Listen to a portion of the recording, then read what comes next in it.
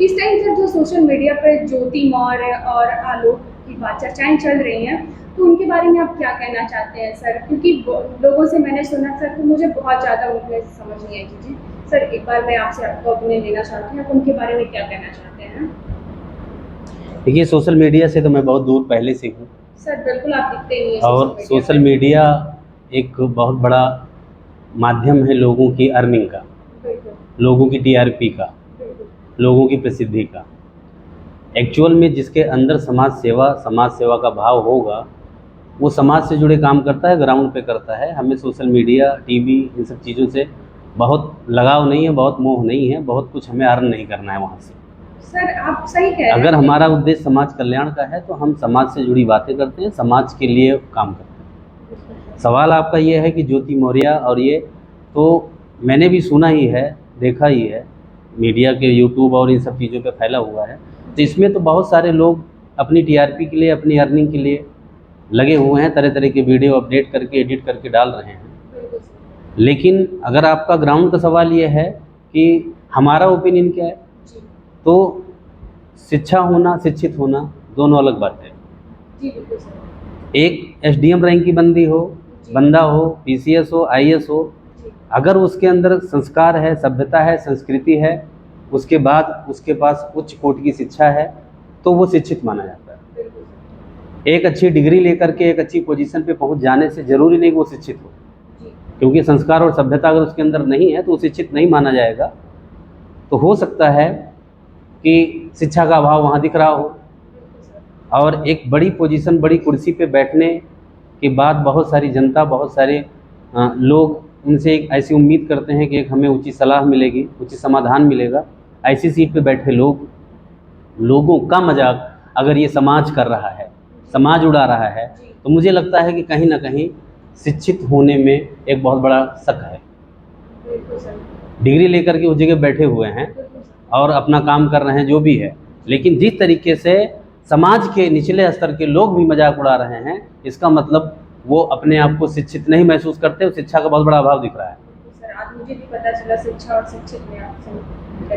दूसरी चीज़ ये है कि जो मानव जाति के लिए एक प्रथा और नियम कानून बनाए गए हैं, उसी की वजह से एक मानव सभ्यता दिखती है और मानवता का एक सिस्टम और व्यवस्था दिखती है।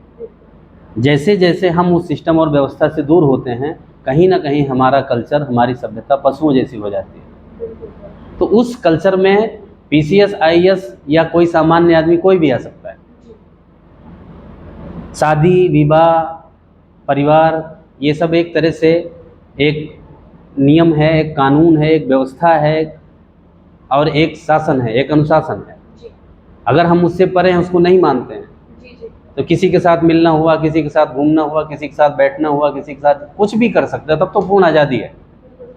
तो आज़ादी, पूर्ण आज़ादी, अगर हम आज़ादी का ऐसा लुत्फ़ उठाते हैं कि परिवार में आज़ादी, हस्बैंड वाइफ के रिलेशन में आज़ादी, अपनी कार्य प्रणाली में आज़ादी, तो कहीं ना कहीं हमारा मानसिक स्तर जानवरों जैसा होता जा रहा है।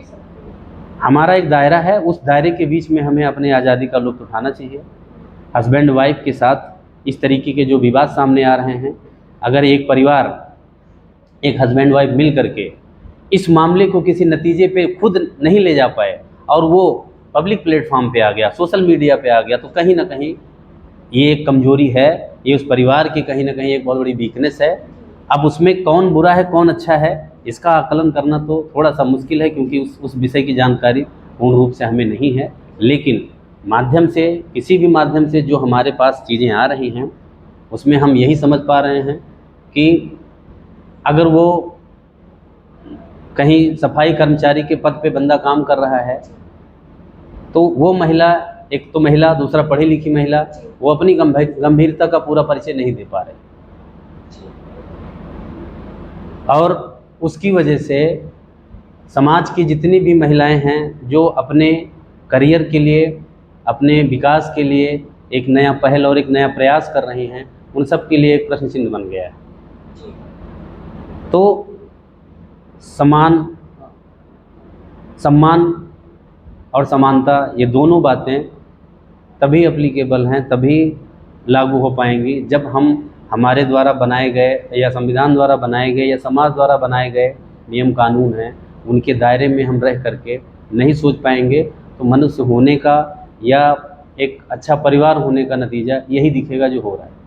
मैं इतना ही कहना चाहूँगा कि इस तरीके के मामले में जो भी उच्च कोटि के लोग हैं या उच्च शिक्षा के लोग हैं, उनको ये देखना चाहिए कि जिसके लिए हम काम करने के लिए उस कुर्सी पे बैठे हुए, उस पद पे बैठे हैं, उन्हीं के द्वारा हमारा मजाक उड़ाया जा रहा है। ये हमारे कहीं ना कहीं व्यवस्था में, कहीं ना कहीं हमारी शिक्षा पे एक बहुत बड़ा प्रश्न चिन्ह है। और कौन सही है कौन गलत है ये कहना मेरे लिए उचित नहीं है, क्योंकि मुझे उस विषय की कंप्लीट जानकारी, पूर्ण जानकारी नहीं।